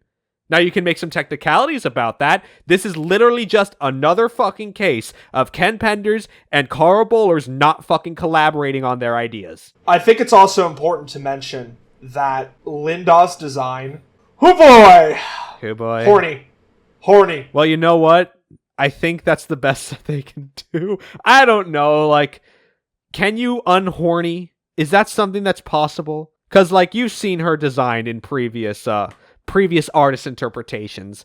John Gray's just kind of going off the notes with her. No, of course, understandable. That's all he got to do. Knuckles demands from her what happened to the Master Emerald, which Leenda says, oh, come with me. And Leenda takes them to the Emerald Altar, even passing by the mural from Sonic 3 and Knuckles. I was so happy! Excellent touch. Yes, and the best part is that Leenda immediately elaborates and says, it's not you, and at the same time it is you. The tapestry shows Supersonic squaring off against Eggman. The question is, who weaved it? We don't know. The palace is possibly thousands of years old. Moth-eaten tapestry was here when the Dark Legion found the secret ring portal entranceways leading to this place. Mm-hmm. So now we have another mystery, right? Another seed planted. Sonic, in his supersonic form, is obviously fighting off Eggman, taking control of the Master Emerald. But in this universe, Sonic 3 and Knuckles doesn't happen in the same way. So, what's the deal here? We're immediately drawn to another interesting plot development. And you know what? Gonna, be upfront here. That's not something that's gonna happen in the comics, but you know what? I'm gonna take the opposing argument that I've made literally this entire podcast. We don't need it. We don't need to know what happens, because you know what? Some things are better left unsaid, and better left for us to just think about. What's the story? What's the deal? I don't know. Sometimes it's better left unsaid. Yeah, exactly. So I gotta talk about this next page. Okay. Right. So the Master Emerald Altar is shown. The only thing keeping Angel Island afloat. How on Mobius did it end up underground? My God. The panel where Leenda is being shown with the Master Emerald lighting under her is so good. Oh my God. It looks fantastic. Like, John Gray truly is a master of lighting, because after that, holy shit. Yeah, we'll bring it up. We'll bring it up in just a second. What happened? Leenda explains. The Brotherhood did all this to protect the Emerald from falling into Eggman's hands, but in their success, the Brotherhood of Guardians are now lost. Knuckles' father Locke entrusted the Emerald to Leenda and the Legion, as he had to fight the Dingoes himself. This shocks Knuckles. I think any reasonable person would think that this is shocking to learn that not only Leenda is in charge of the Legion, but the Legion is now in control of the Master Emerald. And Locke's thought is like, they are echidnas. Better them than Eggman. And also, in her words, quote, Dimitri is no longer with us, causing Knuckles to collapse on the ground in pain. So Knuckles had the entire Brotherhood of Guardians taken away from him. His support system, if you will. Mm-hmm. The Dark Legion is now in control of the Master Emerald. And his father might not even be alive. Not that he knows. Mm-hmm. Also of note, one time in this series, they had one time to make it happen. And they made it happen. Speed, pull up the panel of Locke. I want you to look at that with me. This is the only time Locke has ever looked cool. It is the only time Locke will ever be cool. Embrace it. This is Locke. Fellas. Father of Knuckles. Let's say it with me. John Gray, you are a miracle worker. You've done it. The impossible. You've turned the shittiest dad into the coolest fucking character for one panel. Locke, I can't even, express how much I love this panel, because it has everything. The desperation, the last stand mentality, and knowing how much of a piece of shit Locke is, it's incredible. Oh my god. God, this comic, this is why I wanted to do this with you. So I could get moments like this, where I am that invested. Up to this point, the Archie Sonic comics are basically just like digging through the mud, but in that mud you find a nugget of gold. We found our gold today. I truly think this is one of the best panels in the entire Return to Angel Island saga. It's very, very special. So, Knuckles' breakdown is obviously immense. He's in physical, emotional, and mental pain. And Linda fucking taunts him, calling him the Avatar. Final, dig in the heel, fucking salt in the wound. What are you gonna do about it kind of question. And Knuckles is not even capable of speech at this point. It's that bad. I think what makes it even better is once again, it's the contrast. We're having the scenario where Knuckles is still being depicted as a fucking god when he is useless. Every inch of the confidence and the glorification and the mythization, I think that's how you say it? Mythitization, I guess. Mythitization, yes.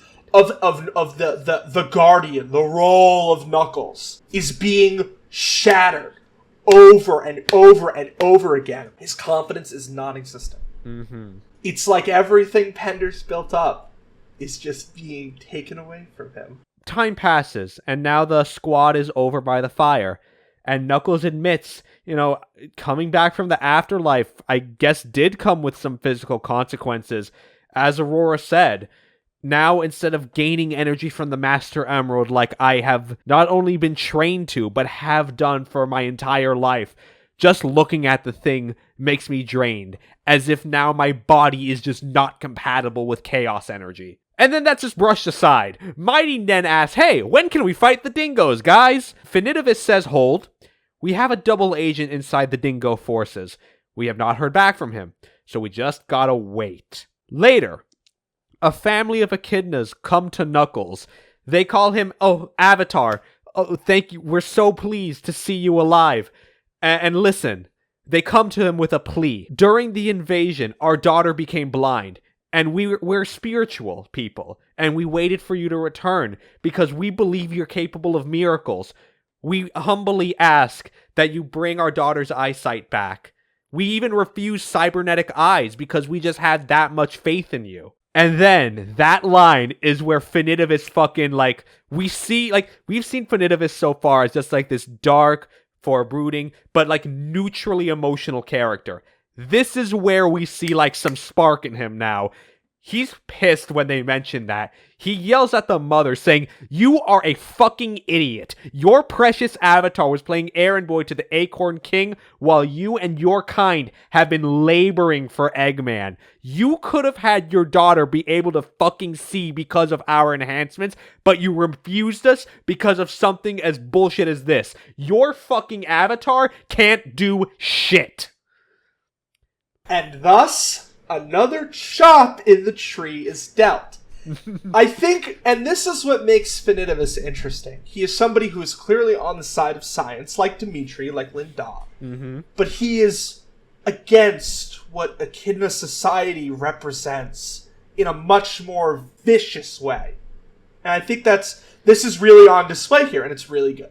I really like this. This is one of the scenes, especially back then, that people really liked about Archie Sonic. And I can see why.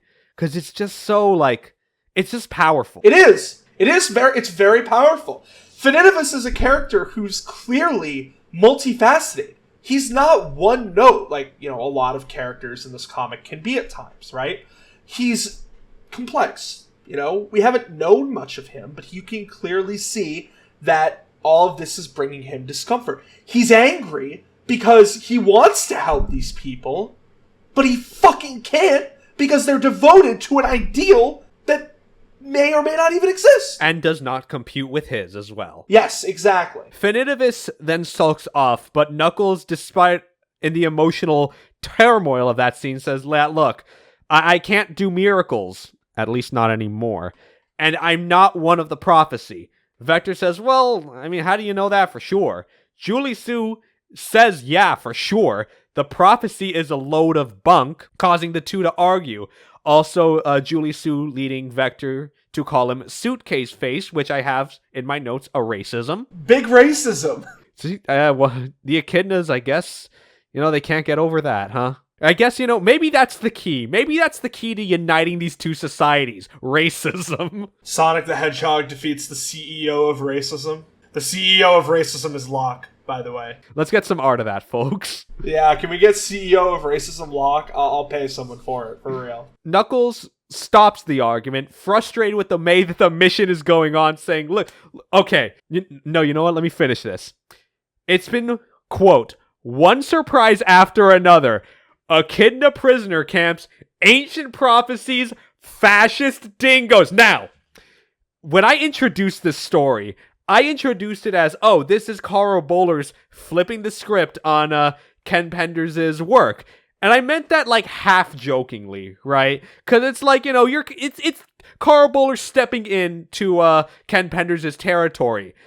But when I read fascist dingoes, this was like, oh, holy shit, he really is giving the fuck you to Ken Penders. This is probably like, listen, obviously the line itself is so fucking funny. Like, out of context, yeah, it's fucking hysterical. But when you've become burdened with the knowledge that is Archie Comics Sonic the Hedgehog, this line is the most impactful line thus far. Simply because you've had now two beefs between the two main writers, constantly fighting for control of the narrative. One can never get what the other wants, simply because you have one in Ken Penders who is so insistent on drawing things out that by the time he wants to introduce what he envisions, he's been beaten out by Carl Bowlers. So now, you have Carl Bowlers coming into his territory and just flawlessly deconstructing his own writing.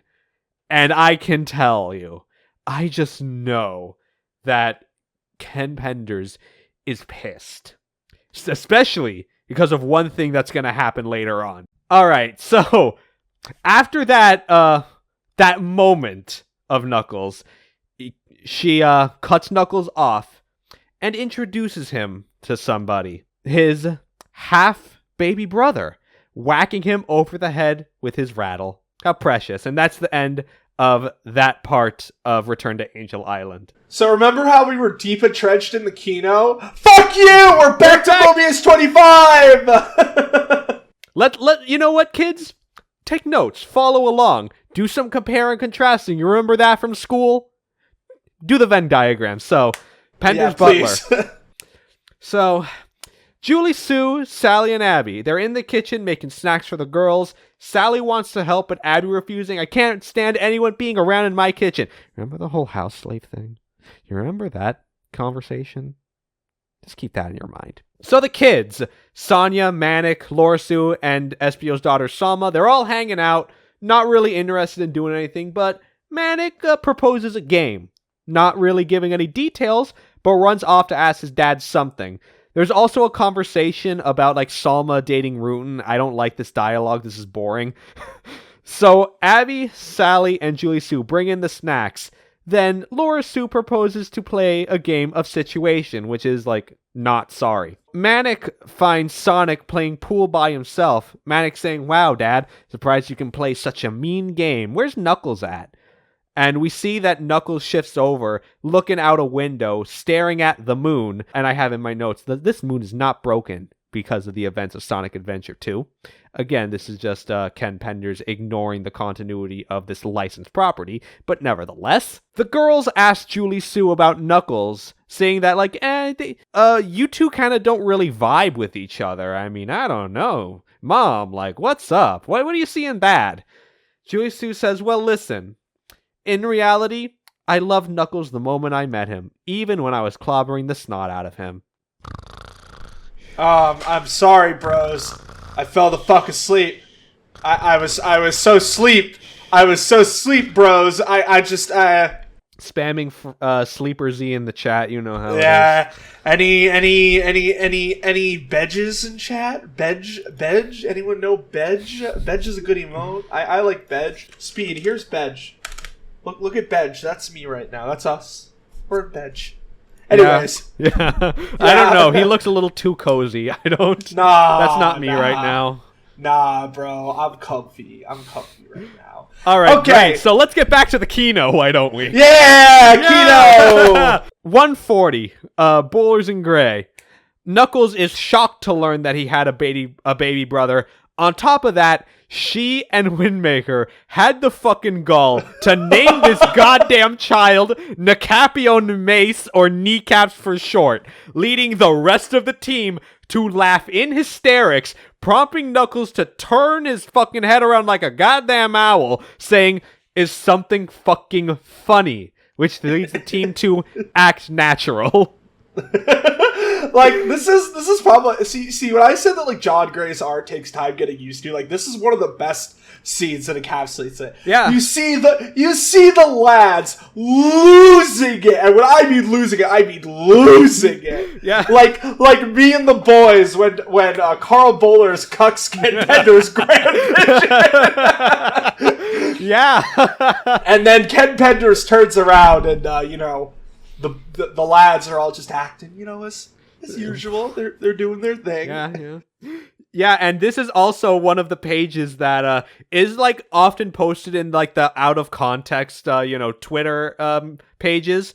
And yeah, it's a great moment. It's genuinely just like, you know what? Honestly, earnestly, I enjoy it. Later on, they're brought back to the camps. Knuckles asking, like, was this like done out of hospitality or because they think he's the inheritor of an ancient prophecy? Too big brain for Knuckles to think about tonight, so he's just gonna go into the tent and sleep for and just sleep on the question. So Sonic asks Julie Sue, "Why has Knuckles been acting like this?" And he's like, "Well, Knuckles is a complex guy, And then Mighty suggests, coming back from the dead and people thinking you're a god, that can kind of mess with your head,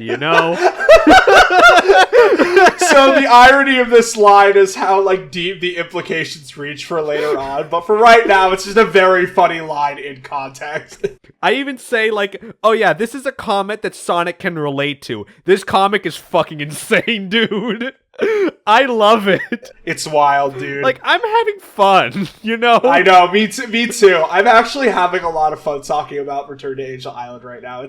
I really do mean it when I say that it's really, really fun. Obviously, I can be as mad as I want about Ken Penders when we do Ken Penders stuff, but, like, this is the stuff I like about Archie. Like, sometimes, like, they'll just have, like earnest, sincere stories that's just, like, fun. You guys remember that? Having fun? You remember early Sonic? Remember, like, Sonic 1 through 30 when we were all having fun, having a great time? Anyways, Knuckles is like, look, I need to go and sort this out. Goes to the palace, gets cleared in, and man, that shading. Oh, God. Like, John Gray truly understands the concept of a vibe check. And I'm checking this vibe right now. Dark, sinister, foreboding. This is a place of mystery, but like a negative mystery. You don't know what's going on in the shadows, but like, that's not necessarily the focal point. I love that, there's one shot in particular where Knuckles is drenched in darkness in such a perfect way, and Finetivis is also drenched in just pure black, right?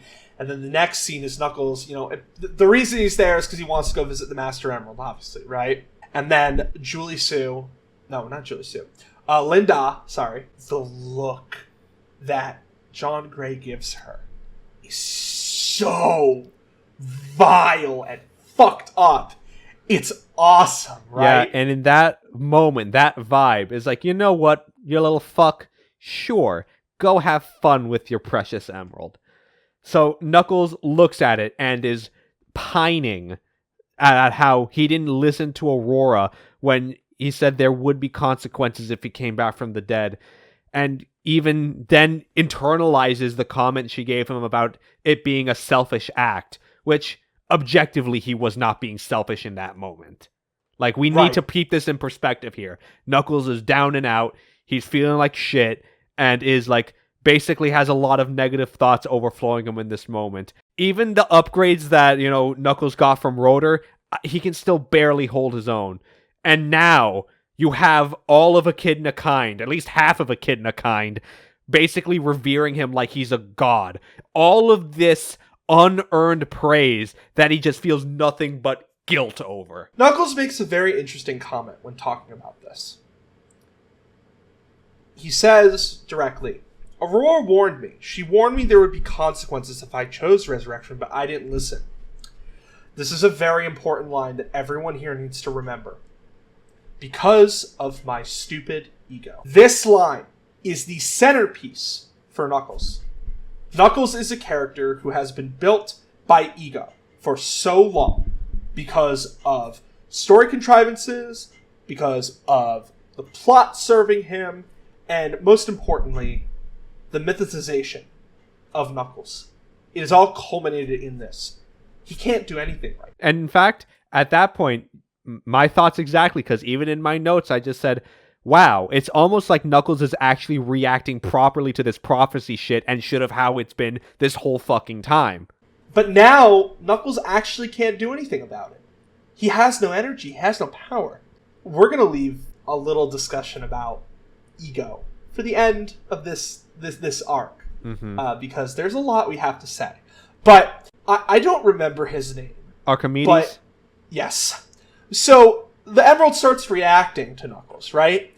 And we just get this panel of Archimedes looking like the most sinister, evil motherfucker ever. Which is odd, because Archimedes is supposed to be a supporting character. No? Right. He's supposed to be the number 2 to the Guardians as a whole. So, and in fact, direct quote, everything is going just as I predicted. So, let's back up here. Let's think. What do you mean predicted? Do you have thoughts about the situation, or do you have intentions? That's the difference we have to think about when we're dealing with situations like this, because Lane Dawn and her ilk, they have intentions. Archimedes would be a character that just has strong opinions at worst. So what's the deal here? We're gonna find out in a little bit. Oh my god. I can't believe what happens in the next two or three panels. Mm-hmm. It's not next 2 or 3, but next couple. Towards the end. Yeah. So after that, we then shift to see Eggman getting a report from Cage that Sonic, Knuckles, and the Chaotix are on Angel Island. They're attacking Echidna camps, but we still can't the location of the Master Emerald. Eggman cuts off communication, telling him, just work harder at getting that fucking info. Adam asking Eggman, do you want to dispatch Egg Pawns to Angel Island? To which he says, no, that's not necessary. M offers to go to Angel Island. Eggman saying, oh, you only want to get revenge on Sonic. So you know what? I'm just going to let someone else do that. Another operative, I say, looking into a prison pod saying, buddy, this mission I got for you is your key out. But I'm gonna make you wear this little control collar just to make sure you don't get any funny ideas. Meanwhile, Lane Da announces that her double agent pinpointed Locke's location, so the time is now to rescue him. The team says their goodbyes to those they leave behind, and Sonic asks, well, how are you guys going to keep up with me to get to Dingo City?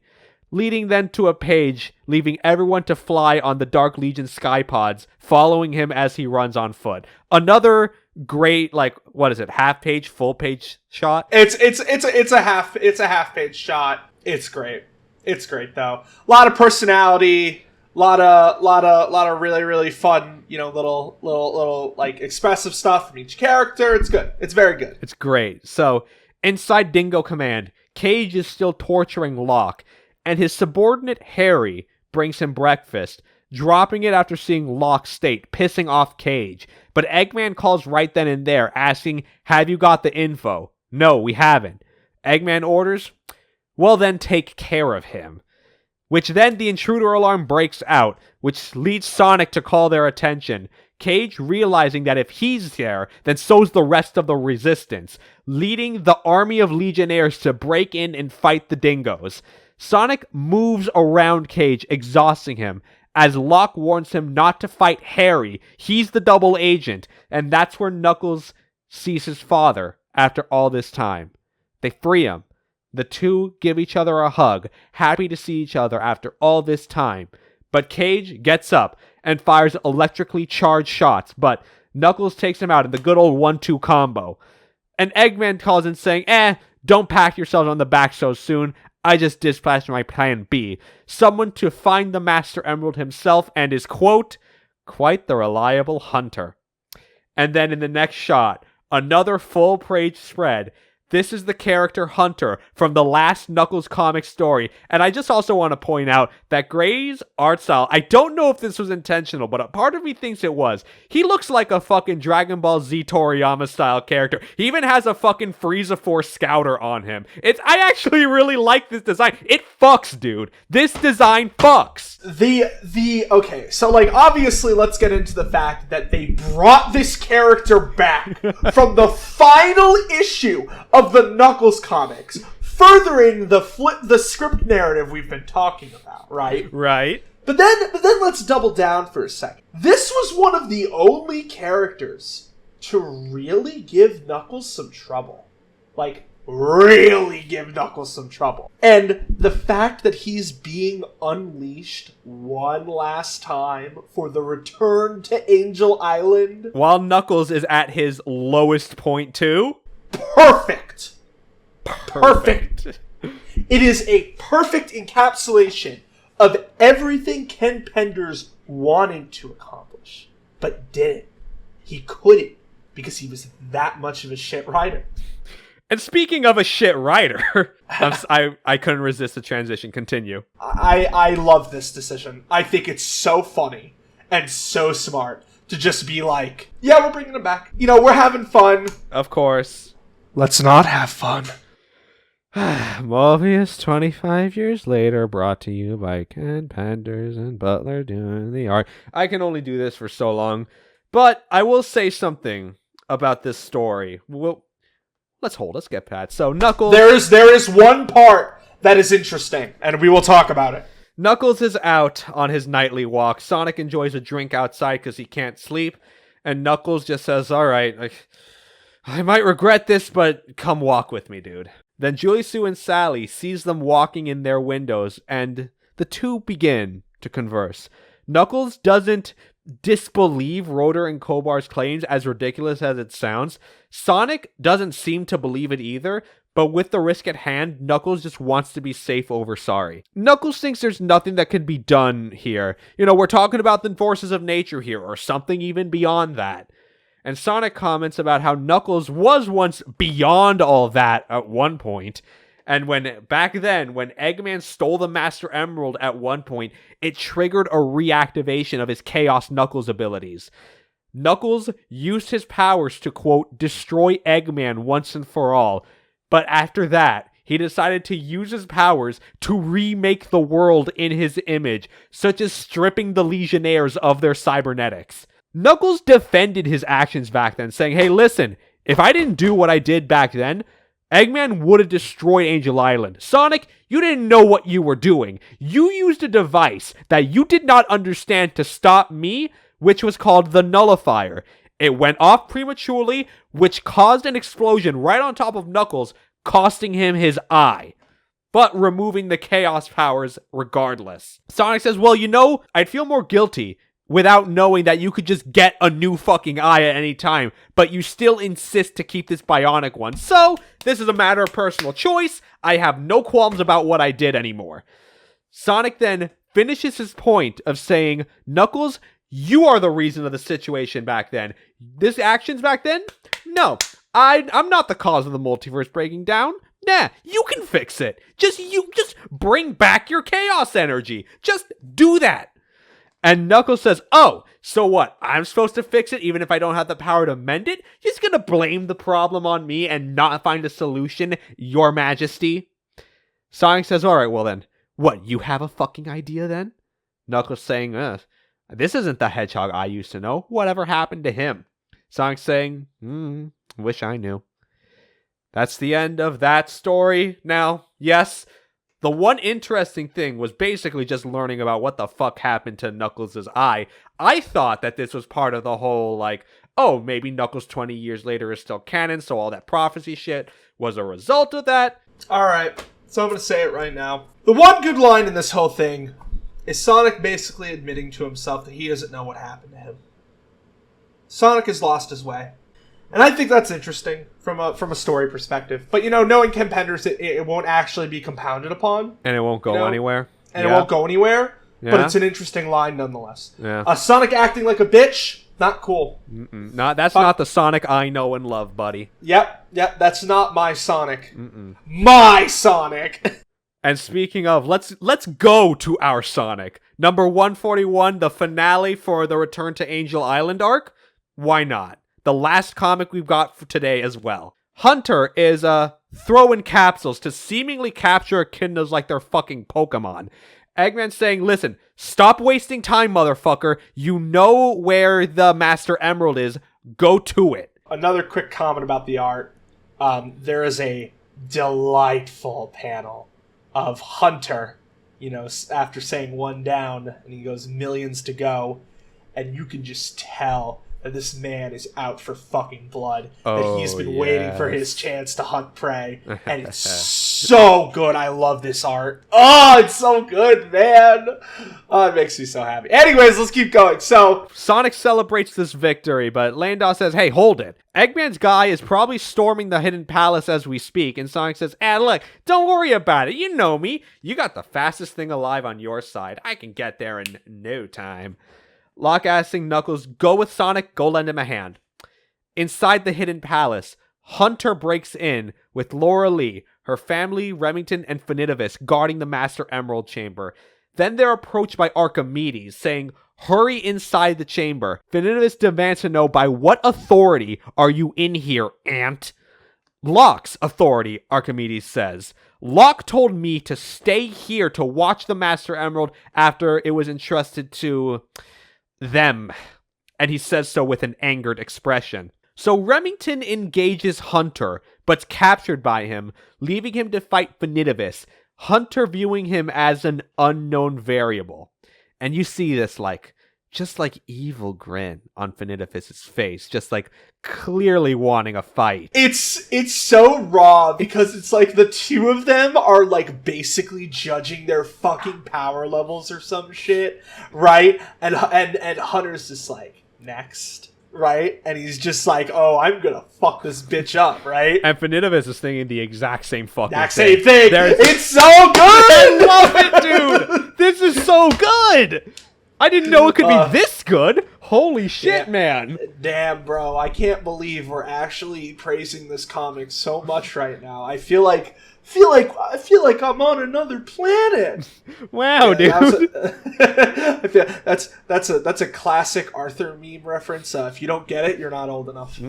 Archimedes poofs into the chamber to warn everyone both Remington and Finitivis were defeated. And Hunter breaks into the chamber as Sonic and Knuckles come inside to fight.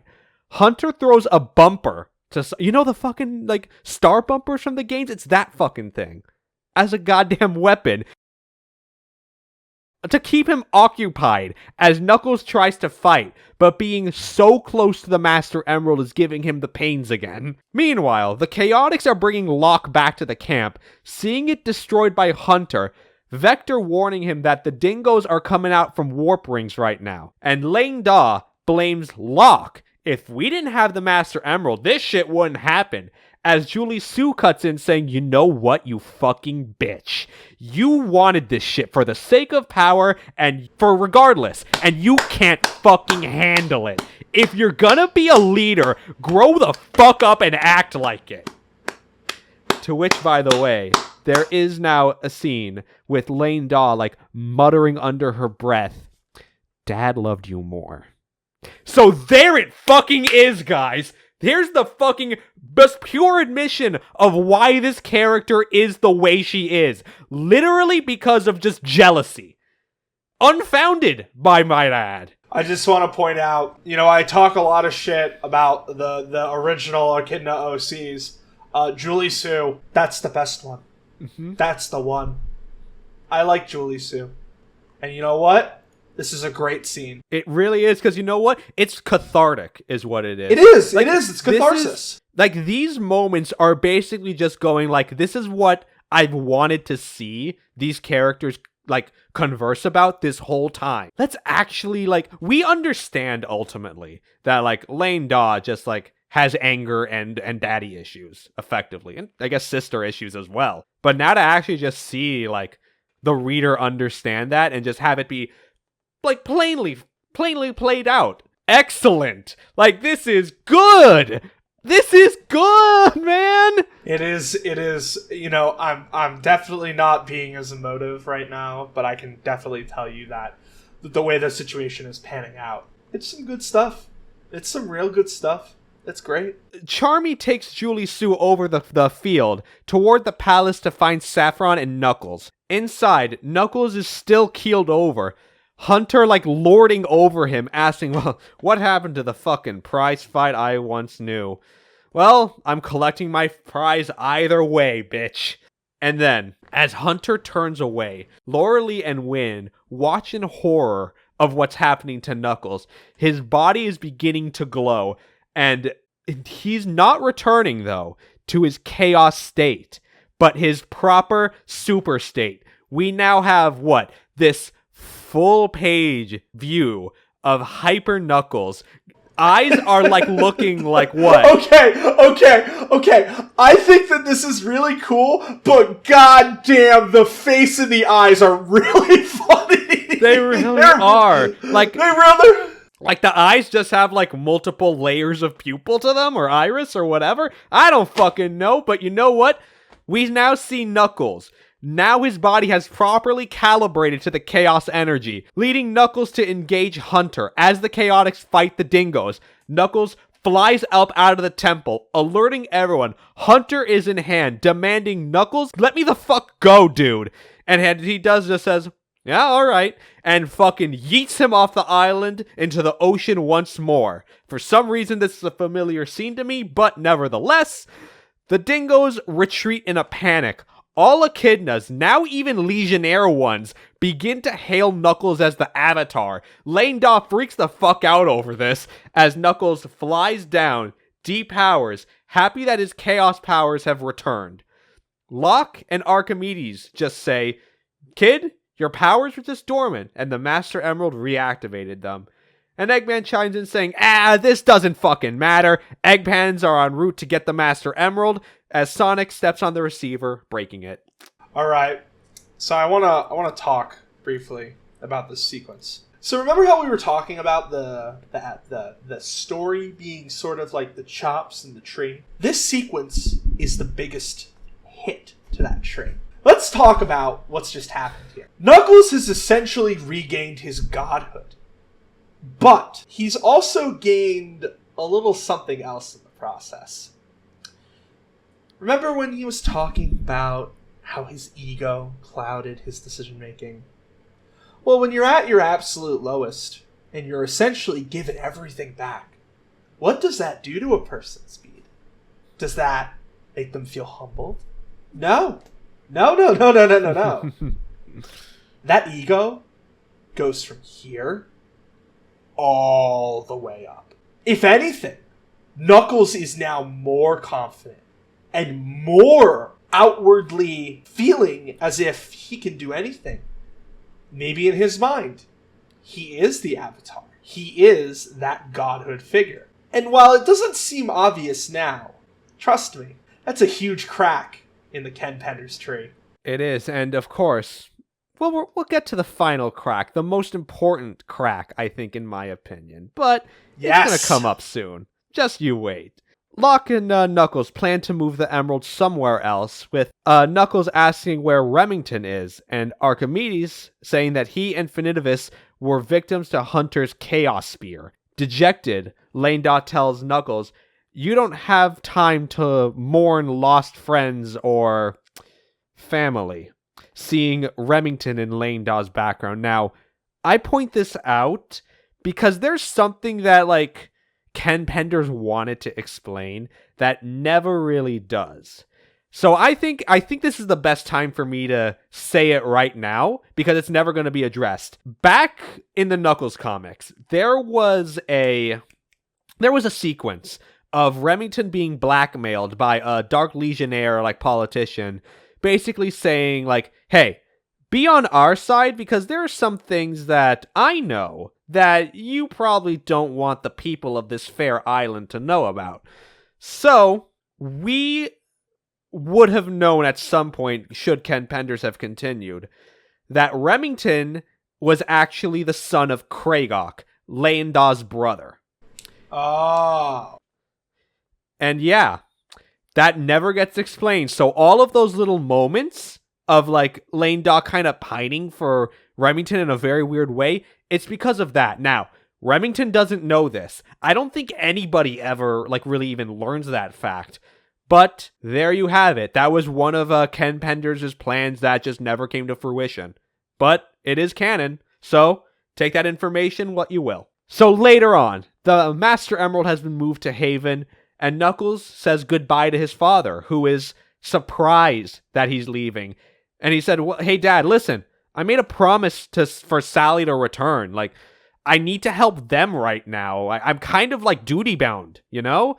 And says Eggman is such a big threat that if the world falls, Angel Island will go with it. So by extension, I'm protecting Angel Island by collaborating with them. And Locke gives him shit for this. Says, your powers are back, and yet you've decided to abandon your post as Guardian. You are turning back on home right now as it needs to be reclaimed from evil. And all that, he just says, suit yourself. Now, remember that tree analogy we've been talking about? This is the final swing that brings the whole tree down. Ken Penders, well, the narrative that Ken Penders has built is on the ground. So, Knuckles has essentially deemed himself guardian of the world, if you want to make an analogy. He feels that Angel Island is only part of the bigger equation, which is correct. But the ego that he now has from being hailed as a god here, and now having his father technically cut ties with the nature of being guardian, well, Knuckles is probably feeling as if he is a greater being in some ways. Feeling like maybe it's his God-given right to go and protect others. Which in the context of anyone would, going to help people is fine. But when you have immense amount of power, people can manipulate you. Mm-hmm. They can make your way of thinking feel different, insignificant. And this is very important, friends, because let me tell you, all these seeds, all this discussion, oh boy, if you thought that Bowler's flipping the script was fun, you ain't seen nothing yet. Oh, no, you haven't. And to finish off this story, Knuckles walks away, talks to his mom, though, who gives him, a more positive conversation, saying, I'm here for whenever you want to get back, son. I'll miss you. And meanwhile, Eggman comments on his setback, but consolation prize isn't too bad. Then we see a panning out of seeing various Mobians in what we call the egg grapes, being drained of their life force as we speak. And that's the end of Return to Angel Island, folks. Very good arc. Does a lot. Very interesting. Has a lot of very long-reaching implications for the future. A fun and unique story, and the beginning of the footprint of where, after what issue did you say it was that 159. 59 is his last. Yes, after 159, where the story is taken in a direction that I think is a much more unique and interesting one. Overall, very happy with the state of affairs with this arc. I'm very interested to see where things go next week. But we're not ending on a happy note. Unfortunately, no. We got to do our due diligence, folks. The last Mobius 25 years later story, Penders wrote, Butler did the art, so yeah. Cobra's getting readings that just are not good at all, folks. So Sonic and Knuckles walk into his lab to speak. Sonic learns that he was Lane Daw's chief scientist, puts Sonic off from trusting him, but Rotor insists, listen, situation here is real dire, just put your politics aside. Julie, Sue, and Sally are both unable to sleep, concerned over their husband, as they learned Mobius is experiencing entropic buildup, leaving the space-time continuum to be broken down at the subatomic level. Cobor directly blames Sonic for this, as to Knuckles' amusement, as there were 3 key points which led to this. The first, Sonic entering the cosmic interstate and recruiting those alternate versions of himself. 2, when the Ultimate Annihilator went off. And 3, when the quantum dial imploded. 3 little things that had Sonic playing either extremely big roles in, or the direct cause of. Regardless, Knuckles tries to pawn off the blame of this to the Dark Legion. You know, Dimitri did his own fair of zone hopping back in the day, and Cobor insists, like, well, look, you're right, but those 3 that I just mentioned were the big ones. That's why this is happening right now. We did the math on it. The numbers don't lie, folks. So, the numbers, in fact, do not lie. They need to come up with either a plan or an alternative and need, quote, everyone's resources on this. They agree and walk away, saying to get this right. And as they leave, Lane Daw enters from a warp ring, demanding to know what is so important that the Guardian and the Acorn King had to know, but she was being left out on. That's the end of this part of Mobius 25 years later.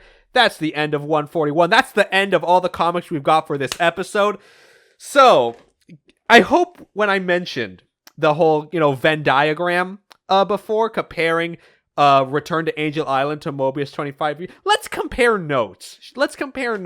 We have a storyline in Return to Angel Island that, number one, had to do a lot with the echidnas, obviously, had Knuckles basically experiencing lots of, one after another, heavy emotional aspects that just came crumbling down upon him because he is powerless, effectively deformed, and every time he just so much glares at the Master Emerald, he feels weak.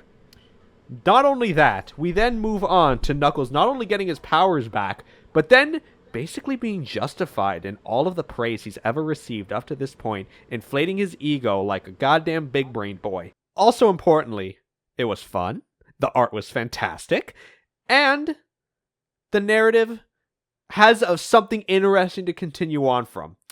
Now, let's look at Mobius 25 years later.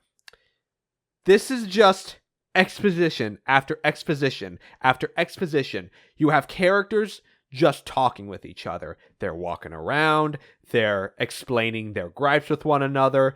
You have the one actually interesting moment was just Knuckles and Sonic blaming each other for the situation that they're in, and the only interesting part of that was learning what exactly happened to Dr. Eggman and why he's not around anymore. Okay, cool, fair enough. And now we're reaching what I feel like is supposed to be nearing the rising action or coming to a conclusion of this story of like, all right, we've come to an agreement. We know for sure this is happening. What are we going to do now? And now Lane Daw walks in. A terrorist is like, hey, what have you been holding out on me? Like, if I make that sound boring, that's because it is. You know? Because it is. I mean, Speed summed it up better than I ever could. I thoroughly enjoyed Return to Angel Island. Immensely. And that's it. We'll be back. I'll be back.